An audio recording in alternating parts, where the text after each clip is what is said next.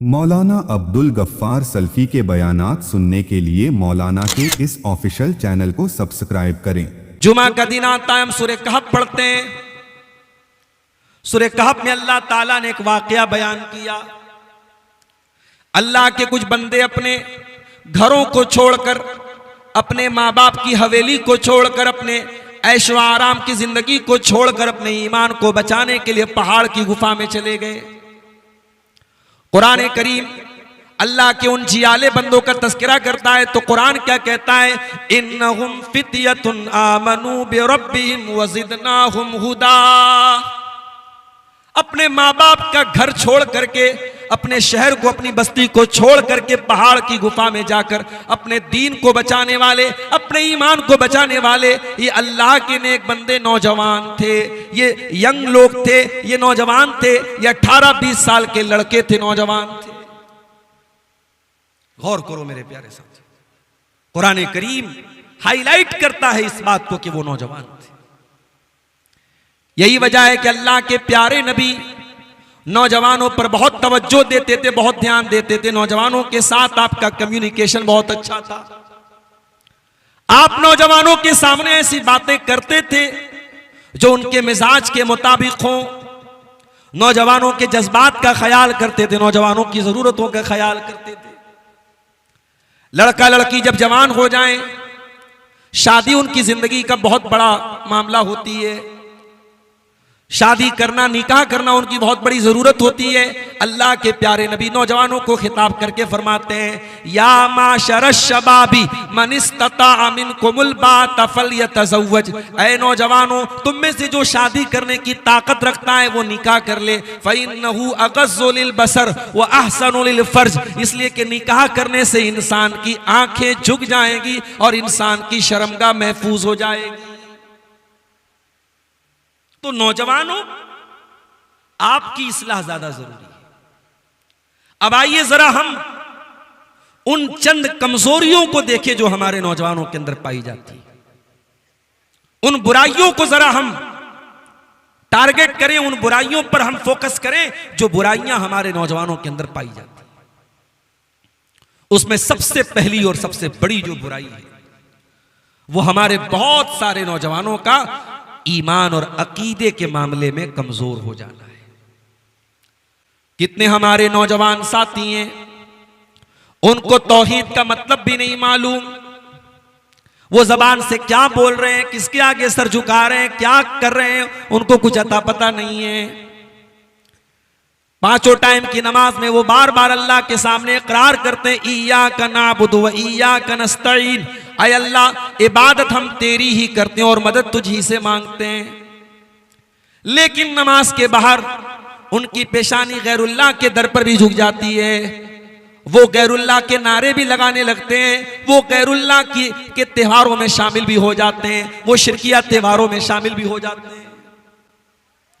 कितनी नौजवान लड़कियां हैं, प्यार और मोहब्बत के नाम पे बड़ी आसानी से उनको ट्रैप किया जाता है और इस्लाम को छोड़ करके वो नौजवान लड़कियां मुर्तद हो जाती हैं, शिर्क का रास्ता अपना लेती हैं, कुफ्र का रास्ता अपना लेती हैं।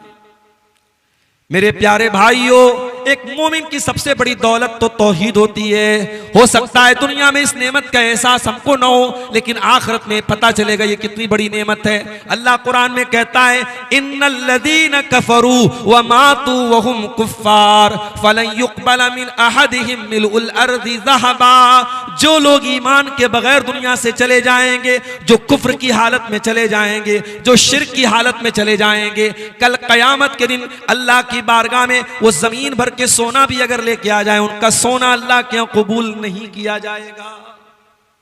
जमीन भर के सोना भी आप लेके आ जाएं, तौहीद का मोल और तौहीद की वैल्यू आप नहीं पा सकते मेरे प्यारे। इसीलिए अल्लाह कुरान में कहता है, जब जन्नती जन्नत में जाएंगे तो कहेंगे, वक़ालुल हम्दुलिल्लाहिल्लज़ी हदाना लिहाज़ा व मा कुन्ना लिनहतदिय लौला अन हदानल्लाह। आए अल्लाह, तेरा शुक्र है, तूने हिदायत की नेमत से नवाजा, तूने तौहीद की नेमत से नवाजा। आए अल्लाह, हमारे बस में नहीं था, हमारे कंट्रोल में नहीं था, हमारी औकात में नहीं था कि हम तेरी तौफीक के बगैर हिदायत पा लेते। आए अल्लाह, तूने हिदायत बख्शी तब हमको हिदायत मिली है। हमें ये तौहीद की दौलत बैठे बिठाए मिली है, इसलिए हमें इस तौहीद की कद्र नहीं है मेरे प्यारे साथी। मरते दम तक इस तौहीद की हिफाजत करो मेरे नौजवान साथी। अल्लाह कुरान में बार बार ऐलान करता है, इन्नहु मन युशरिक बिल्लाहि फक़द हर्रमल्लाहु अलैहिल जन्नह व मअवाहुन नार व मा लिज़्ज़ालिमीन मिन अंसार। जो शिर्क करेगा और शिर्क की हालत में मर जाएगा, अल्लाह के सिवा किसी और को मुश्किल कुशा मानेगा, गरीब नवाज मानेगा, गौसे आजम मानेगा, दस्तगीर मानेगा, अल्लाह के सिवा किसी और के दर पे जाके पेशानी को झुकाएगा, कान खोल करके सुन ले, अल्लाह कहता है वो मुशरिक है जो शिर्क की हालत में मरा है और उसके ऊपर जन्नत हराम है, उसका ठिकाना जहन्नम है। और बड़ी अजीब बात यह है कि अल्लाह को छोड़ करके जिनको पुकारा जाता है, आज तो अपने मुल्क में हम देखते हैं, वल्लाह शायद हमारी नजर में कोई बहुत बड़ी बात नहीं है, लेकिन सोचो तो बहुत बड़ी बात है कि अल्लाह की धरती पर रहकर, अल्लाह की ऑक्सीजन में सांस लेकर, अल्लाह का दिया रिस्क खाकर इंसान उसी अल्लाह के साथ शिर्क करता है मेरे प्यारे साथी। अल्लाह को गालियां देता है, अल्लाह का दर्जा किसी जानवर को देता है, अल्लाह का दर्जा शर्मगाह को देता है, अल्लाह का दर्जा पत्थर को देता है, अल्लाह का दर्जा किसी हैवान को, किसी पेड़ को, किसी दरख्त को देता है। मेरे प्यारे साथियों, कुरान हमें बार बार शिर्क की हकीकत बयान करता है और गैरुल्लाह जिनको अल्लाह के सिवा पुकारा जाता है उनकी औकात और उनकी हकीकत भी कुरान बयान करता है। वल्लज़ीन तदऊन मिन दूनिही मा यमलिकून मिन क़ित्मीर। ऐ मुशरिको, तुम अल्लाह को छोड़ करके जिनको पुकारते हो वो कितमीर के भी मालिक नहीं है, वो खजूर की गुठली के ऊपर जो बारीक सी झिल्ली होती है उस झिल्ली के भी मालिक नहीं है। इन तदऊहुम ला यस्मऊ दुआअकुम वलौ समिऊ मस्तजाबू लकुम। वो तुम पुकारते रहो, वो तुम्हारी पुकार को सुनने की ताकत नहीं रखते और अगर सुन ले तो तुम्हारी बात का जवाब देने की ताकत नहीं रखते। सूरह हज में अल्लाह फरमाता है, या अय्युहन्नासु दुरिबा मसलुन फस्तमिऊ लह इन्नल्लज़ीना तदऊन मिन दूनिल्लाहि लन यख्लुकू ज़ुबाबा। ऐ लोगों गौर से सुनो, अल्लाह मिसाल बयान कर रहा है, तुम अल्लाह को छोड़ करके जिनको पुकारते हो वो एक मक्खी पैदा करने की ताकत नहीं रखते। लन यख्लुकू ज़ुबाबन वलौ इज्तमऊ लह, वो सब मिल करके एक मक्खी पैदा नहीं कर सकते। वहीं यसलुबहुम ज़ुबाबु शैया, और मक्खी अगर उनके खाने पीने की कोई चीज लेके भाग जाए, ला यस्तनक़िज़ूहु मिन्हु, तो वो मक्खी से वो चीज छीनने की ताकत नहीं रखते। ये शिर्क की हकीकत अल्लाह ने कुरान में बयान की। इसलिए अपने नौजवान साथियों से मैं कहना चाहूंगा, अपने दामन को शिर्क से बचाओ मेरे साथियों, तौहीद की हिफाजत करो और इस गलत फहमी में मत रहो कि हम तो मुसलमान हैं, हम कभी शिर्क नहीं कर सकते, हम शिर्क प्रूफ हो गए। नहीं, नबी अकरम ने इसकी भी पेशेनगोई की थी। आपने फरमाया था, ला तक़ूमु स्साअतु हत्ता तलहक़ क़बाइलु मिन उम्मती बिल मुशरिकीन व हत्ता याबुदुल औसान। कयामत उस वक्त तक नहीं आएगी जब तक मेरी उम्मत के कुछ लोग मुशरिकों के साथ मिल नहीं जाएंगे और शिर्क नहीं करने लगेंगे, बुत परस्ती नहीं करने लगेंगे। कहीं खुल्लम खुल्ला बुत परस्ती हो रही है, कहीं कब्रों पर सजदा हो रहा है, कहीं पेड़ के आगे सजदा हो रहा है, कहीं किसी दरख्त के आगे धागा बांधा जा रहा है, कहीं ताला बांधा जा रहा है, कहीं घंटी की इबादत हो रही है। अलगर्ज अलग अलग तरीके से मेरे प्यारे साथियों, आज इस्लाम का नाम लेने वाला और कलमा पढ़ने वाला भी शिर्क की दलदल में धंसा जा रहा है। और मौलाना हाली ने बड़ा सच्चा नक्शा खींचा था, 100 साल पहले उन्होंने कहा था, मगर आज भी उनकी बात बिल्कुल प्रैक्टिकल लगती है। उन्होंने कहा था, करे गैर गर बुत की पूजा तो काफिर, कवाकिब में माने करिश्मा तो काफिर, झुके आग पर बहरे सजदा तो काफिर, जो ठहराए बेटा खुदा का तो काफिर, मगर मोमिनों पर कुशादा है राहें, परस्तिश करें शौक से जिसकी चाहें, नबी को जो चाहें खुदा कर दिखाएं, इमामों का रुतबा नबी से बढ़ाएं, मज़ारों पे जा जा के नजरें चढ़ाएं, शहीदों से जा जा के मांगे दुआएं, न तौहीद में कुछ कमी इससे आए, न इस्लाम बिगड़े न ईमान जाए। मुसलमान ये समझता है कि साहब उसका ईमान तो बिल्कुल बिल्कुल शिर्क प्रूफ है, वो कुछ भी कर ले वो शिर्क नहीं कर सकता। ऐसा नहीं है मेरे प्यारे साथियों। जो काम यहूद और नसारा करें, जो काम कुफार और मुशरिकीन करें, वही काम अगर हम करेंगे तो अल्लाह का उसूल जो उनके लिए है वही उसूल हमारे लिए। नौजवानों के अंदर पाई जाने वाली एक बहुत बड़ी खराबी दीन की नॉलेज नहीं है।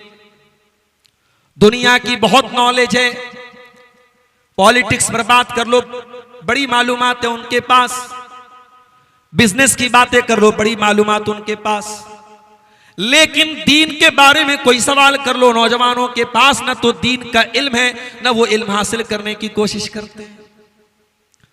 कुरान कहता है यालमून ज़ाहिरम मिनल हयातिद दुनिया व हुम अनिल आखिरति हुम गाफिलून। मेरे कुछ बंदे ऐसे भी होते हैं उनके पास दुनिया की बहुत नॉलेज होती है मगर आखिरत के मामले में बिल्कुल जीरो होते हैं।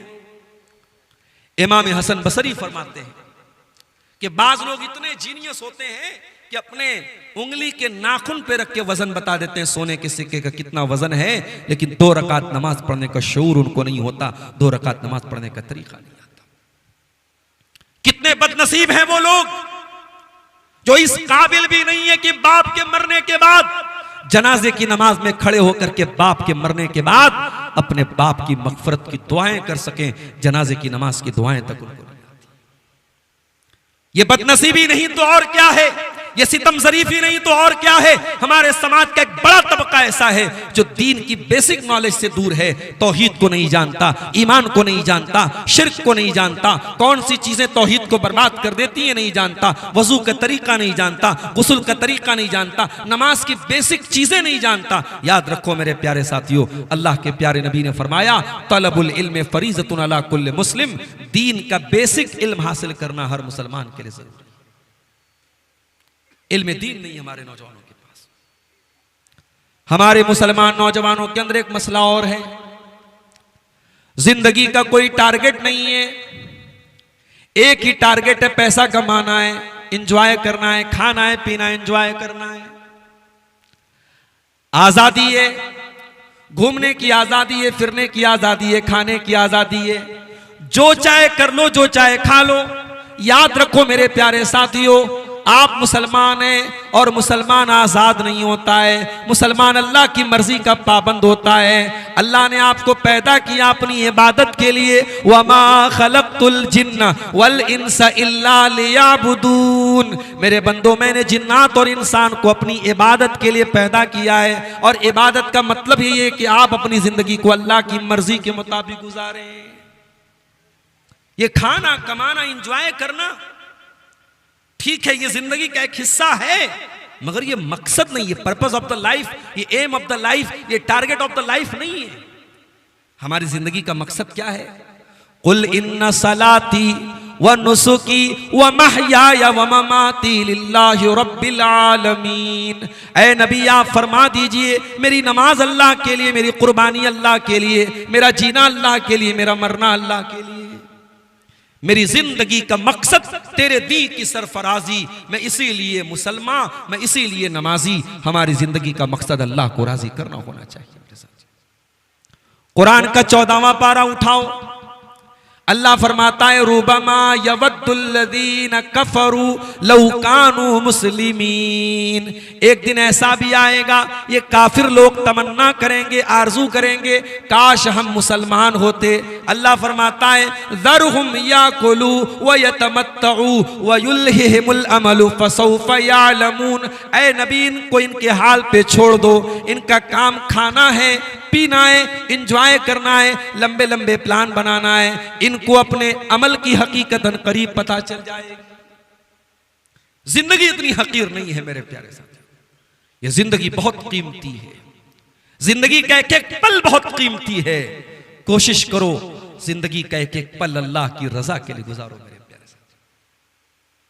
अल्लाह के प्यारे नबी फरमाते हैं इग़तनिम इज्तनिम खमसन क़ब्ल खमसिन, 5 चीजों की कदर करो 5 चीजों के आने से पहले। शबाबक क़ब्ल हरमिक, अपनी जवानी की कदर करो बुढ़ापे के आने से पहले। व सेहतक क़ब्ल सक़मिक, अपनी तंदुरुस्ती की कदर करो बीमार होने के पहले। व गिनाक क़ब्ल फ़क़रिक, अपनी दौलत की कदर करो गरीब होने से पहले। व फ़रागक क़ब्ल शुग़लिक, अपने टाइम की वैल्यू को समझो अपने बिजी होने से पहले। व हयातक क़ब्ल मौतिक, और अपनी जिंदगी की कदर करो मरने से पहले। जिंदगी को मेरे प्यारे साथियों अल्लाह की रजा के लिए गुजारो। हमारे नौजवानों में एक और बुराई बहुत तेजी से प्रमोट हो रही है, फैल रही है, बढ़ रही है, और बहुत बड़ा किरदार उसमें सोशल मीडिया का इस्तेमाल हो रहा है। हमारे नौजवानों को बड़ी तेजी से ज़िनाकारी और बदकारी की तरफ लेके जाया जा रहा है। आप तसव्वुर नहीं कर सकते, इंतहाई कम उम्र की लड़कियां और इंतहाई कम उम्र के लड़के जो अभी क्लास 8-9 के स्टूडेंट हैं, जवानी की दहलीज पर जिन्होंने कदम रखा है, आज सोशल मीडिया ने ऐसे कम उम्र के नौजवानों को भी ज़िना के गड्ढे में डाल दिया है। मैं समाज की कड़वी हकीकत बयान कर रहा हूं, समाज का आंखों देखा हाल बयान कर रहा हूं। मैं कोई हवाई फायरिंग नहीं कर रहा हूं मेरे प्यारे साथियों। आप तसव्वुर नहीं कर सकते कि समाज की बदकारी और ज़िनाकारी समाज में किस हद तक फैल चुकी है। हालात ये हैं, सोशल मीडिया के प्लेटफॉर्म पर लाखों की तादाद में ऐसी आईडीज मौजूद हैं जिन आईडीज में कोई कंटेंट नहीं है, दुनिया को देने के लिए कुछ नहीं है सिवाय वल्गैरिटी के, नंगेपन के और यानियत के। उसमें औरतें अपना जिस्म दिखा रही हैं, और अफसोस की बात यह है कि उन लड़कियों में, उन औरतों में एक बड़ी तादाद में मुसलमान लड़कियां भी हैं। ज़िना के अड्डे आबाद हैं मुसलमान लड़कों लड़कियों से। त्योहारों के मौके पर आप देख लें, तफरी गांव में, पार्कों में, रेस्टोरेंट्स में बड़ी तादाद में मुसलमान नौजवान लड़कियां आपको गैर मुस्लिम लड़कों के साथ सरेआम घूमती हुई, गुलछर्रे उड़ाती हुई और मौज मस्ती करती हुई नजर आ जाएगी। न ईमान की कोई गैरत है, न बाप की गैरत का कोई एहसास है, न अपने पर्दे की गैरत का कोई एहसास है। मेरी मां और बहनों, जब घर से पर्दे में निकला करो तो याद रखो, ये पर्दा, ये नकाब, ये बुर्का, ये एक तहजीब की अलामत है, एक कल्चर की अलामत है। ये सिर्फ एक ड्रेस नहीं है, सिर्फ एक कपड़ा नहीं है, ये मुसलमान औरत की निशानी है। ये इस्लाम को इंडिकेट करता है, ये इस्लाम को रिप्रेजेंट करता है। अल्लाह के वास्ते जब नकाब में निकला करो तो अपनी एक एक हरकत पर नजर रखा करो, तुम्हारी हरकतों से इस्लाम बदनाम होता है। समाज कहां जा रहा है मेरे प्यारे साथी? कुरान कहता है वला तक़रबुज़्ज़िना, ऐ मेरे बंदो तुम ज़िना के करीब भी न जाना। इन्नहु कान फ़ाहिशतन व साअ सबीला, ये बहुत गंदा काम है, बहुत बुरा रास्ता है। इसी ज़िना को रोकने के लिए कुरान ने औरत को, जब वो घर से बाहर निकले तो फरमाया वला युब्दीन ज़ीनतहुन्ना, खबरदार औरत अपनी जीनत को जाहिर न करे, अपने शरीर का कोई अंग प्रदर्शन न करे, अपने जिस्म की का कोई हिस्सा नुमाया न करे। अब तो हालात ये हो गए, बॉलीवुड की हीरोइनों ने वल्गैरिटी को इतना बढ़ावा दे दिया कि किसी ने बड़ा अच्छा जुमला इस्तेमाल किया कि अब वो दौर आ गया है कि अब प्राइवेट पार्ट, एक औरत की बॉडी का प्राइवेट पार्ट सिर्फ उसकी किडनी और लीवर बचा है, उसके जिस्म का कोई हिस्सा प्राइवेट पार्ट नहीं बचा है। हम तो उस दौर में जिंदगी गुजार रहे हैं। मेरे प्यारे साथियों, इस्लाम ने क्यों पर्दे का हुक्म दिया एक औरत को? कुरान ने क्यों एक औरत को दुपट्टा रखने का तरीका बताया? वलियज़रिबना बिखुमुरिहिन्ना अला जुयूबिहिन्ना, ऐ मुसलमान औरतों तुम अपने दुपट्टों को अपने गरेबान पे रखा करो, बगैर दुपट्टे के ना निकला करो, बगैर नकाब के ना निकला करो। अपने घर में अपने महरम के सामने, अपने बाप के सामने, अपने भाई के सामने, अपने बेटे के सामने भी अपना दुपट्टा अपने गरेबान पे रखा करो। और आपको एक बात बताऊं, जन्नत की जो औरतें होंगी, अल्लाह अकबर, जन्नत की हूरों का आज लोग मजाक उड़ाते हैं, हूरों पर फिल्में बन रही हैं। माफ करना, जन्नत की हूरें हमारे ईमान और अकीदे का एक हिस्सा है। हमारा अकीदा है, हमारा ईमान है कि जन्नत के बारे में जो कुछ बताया गया कुरान और हदीस में वो मिलेगा। और जिस तरीके से दुनिया में मर्द को एक औरत की जरूरत है, औरत को एक मर्द की जरूरत है, दोनों जेंडर को अपनी जिन्स से मुखालिफ की जरूरत है, तो अल्लाह ताला ने इस ज़रूरत का ख्याल जन्नत में भी रखा है, और जन्नत में मर्द और औरत दोनों को उनके जोड़े मिलेंगे, और ये नेचुरल बात है, इसमें कोई हर्ज की बात नहीं। मैं जो बात बताना चाह रहा हूं जरा गौर कीजिएगा। अल्लाह के नबी फरमाते हैं, वलौ अन्नम्रातम मिन अहलिल जन्नति तलात इलल अर्दी, अगर जन्नत की कोई औरत दुनिया की तरफ झांक दे, अगर जन्नत की कोई हूर दुनिया की तरफ झांक दे, लमलात मा बैनहुमा रिहा, तो उसकी खुशबू से जमीन व आसमान भर जाएंगे, उसकी खुशबू से जमीन भर जाएगी, उसकी खुशबू से आसमान भर जाएगा। वला नसीफुहा अला रासिहा खैरुम मिनद दुनिया व मा फीहा, और अल्लाह के नबी फरमाते हैं कि जन्नत की औरत के सर का दुपट्टा दुनिया और दुनिया की तमाम नेमतों से बेहतर है। पता ये चला कि जन्नत की औरतें भी मिनी स्कर्ट पहनने वाली, जीन्स और टॉप पहनने वाली नहीं होगी, उनके सर पर भी दुपट्टा होगा। ऐ दुनिया में अपने सर पे दुपट्टा रखने वाली मेरी बहनों, तुम काबिले मुबारकबाद हो कि तुमने वो ड्रेस अपनाया है जो जन्नती औरतों का ड्रेस होगा। इसी जिना को रोकने के लिए इस्लाम ने लिमिट कायम की, महरम की, गैर महरम की। कुरान के 4 पारे की आखिरी आयत देखिए, कौन कौन सी औरतें हैं जो तुम्हारे लिए हराम हैं, जिनसे तुम शादी नहीं कर सकते। हुर्रिमत अलैकुम उम्महातुकुम, मां से शादी नहीं कर सकते, बहन से नहीं कर सकते, बेटी से नहीं कर सकते, भांजी से नहीं कर सकते, फूफी से नहीं कर सकते। पूरी लिस्ट अल्लाह ने क्यों बयान की? ये बताने के लिए बयान की कि ये वो औरतें हैं जो तुम्हारे लिए महरम हैं। अब इनके अलावा जो औरतें गैर महरम हैं, उनसे और तुमसे पर्दा होना चाहिए। जीजा और साली के बीच में पर्दा होना चाहिए, देवर और भाभी के बीच में पर्दा होना चाहिए। कितने घर तबाह हैं आज, कितने परिवार तबाह हैं आज, इसी बेपर्दगी और बेहयाई। ये घर के अंदर की जो बेहयाई है, घर के बाहर तो औरत नकाब में निकलती है, घर के बाहर तो पर्दे में निकलती है, मगर घर के अंदर महरम और गैर महरम का कोई फर्क नहीं है। चचा के लड़कों से, खाला के लड़कों से, मामू के लड़के से कोई पर्दा नहीं है।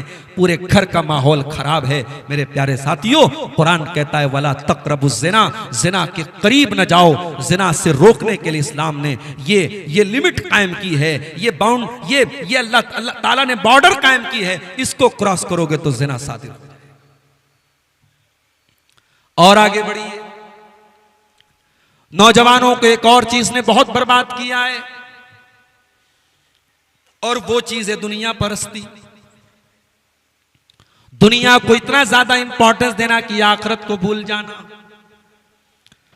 कुरान कहीं आपसे ये नहीं कहता दुनिया छोड़ दो, लेकिन कुरान आपसे ये कहता है बल तुसिरूनल हयातद दुनिया वल आखिरतु खैरुन व अबका। मेरे बंदो, तुम दुनिया की जिंदगी को तरजीह देते हो, जबकि आखिरत की जिंदगी ज्यादा बेहतर और ज्यादा बाकी रहने वाली है।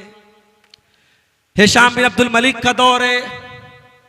हजरत उमर के पोते सालिम बिन अब्दुल्ला तवाफ करने के लिए हरम में आते हैं। जैसे ही वो तवाफ करने के लिए हरम में आते हैं, हजरत उमर के पोते हैं, लोग एहतराम से उनसे मुसाफा करने के लिए आते हैं, मिलने के लिए आते हैं। उस वक्त तवाफ करने वालों में खलीफे वक्त भी शामिल था, हिशाम बिन अब्दुल मलिक भी शामिल था। लोगों से पूछा उसने, हिशाम बिन अब्दुल मलिक ने पूछा ये कौन है जिनसे लोग बहुत एहतराम से मुसाफा कर रहे हैं, मुलाकात कर रहे हैं? लोगों ने कहा ये हजरत उमर के पोते हैं, सालिम बिन अब्दुल्ला है। हिशाम बिन अब्दुल मलिक सालिम बिन अब्दुल्ला के पास आया, ऐ सालिम, ऐ हजरत उमर के पोते, मैं इस दौर का बादशाह हूं, मैं अमीरुल मोमिनीन हूं। अगर आपको मुझसे कोई हाजत, कोई जरूरत हो, सल्नी हाजतक, तो आप मुझसे मांग लीजिए। हजरत सालिम ने कहा अल्लाह के घर में खड़ा हूं, अल्लाह के घर में अल्लाह के सिवा किसी और के सामने अपनी हाजत पेश करूं मुझे शर्म आती है। अल्लाह के सिवा किसी और से अपनी कोई फरियाद रखूं मुझे शर्म आती है। इतना कहकर के हजरत सालिम तवाफ करने लगे, कंटिन्यू करने लगे। जब तवाफ उन्होंने कंप्लीट कर लिया और हरम के बाहर निकले, हिशाम बिन अब्दुल मलिक ने हाथ पकड़ा, कहा ऐ सालिम, अब तो आप हरम से बाहर निकल गए, मस्जिद हराम से बाहर निकल गए, सल्नी हाजतन, अब कोई हाजत हो, कोई जरूरत हो, कोई चीज अगर आपको चाहिए तो मुझसे मांग लीजिए। हजरत सालिम ने पूछा ये बताओ अमीरुल मोमिनीन कि मैं तुमसे दुनिया की कोई चीज मांगू या आखिरत की कोई चीज मांगू? कहा कि ऐ सालिम, आखिरत की कोई चीज तो देने की मैं ताकत नहीं रखता, हाँ दुनिया की कोई चीज अगर आपको चाहिए तो मैं दे सकता हूं। हजरत सालिम ने फरमाया मा सअलतु दुनिया मिम्मन यमलिकुहा फकैफ मिम्मन ला यमलिकुहा। ऐ हिशाम बिन अब्दुल मलिक, ऐ हिशाम बिन अब्दुल मलिक, मैंने तो दुनिया का सवाल दुनिया के मालिक से भी नहीं किया, मैंने तो अल्लाह से भी दुनिया नहीं मांगी, और तू तो दुनिया का मालिक भी नहीं है, मैं तुझसे दुनिया क्यों मांगू, मुझे तुझसे दुनिया नहीं मांगना है। ये हमारे असलाफ थे, ये हजरत उमर के पोते थे, उनका ये नजरिया था। मेरे प्यारे साथियों, आज हम और आप कहां खड़े हैं? कुरान हमें बार बार वार्निंग देता है कि ऐ मेरे बंदो, वमल हयातुद दुनिया इल्ला मताउल गुरूर, दुनिया की जिंदगी तो धोखे का सामान है, दुनिया से दिल न लगाना, दुनिया बहुत बेवफा है, दुनिया बहुत धोखेबाज है, दुनिया तुमसे दगा करके चली जाएगी।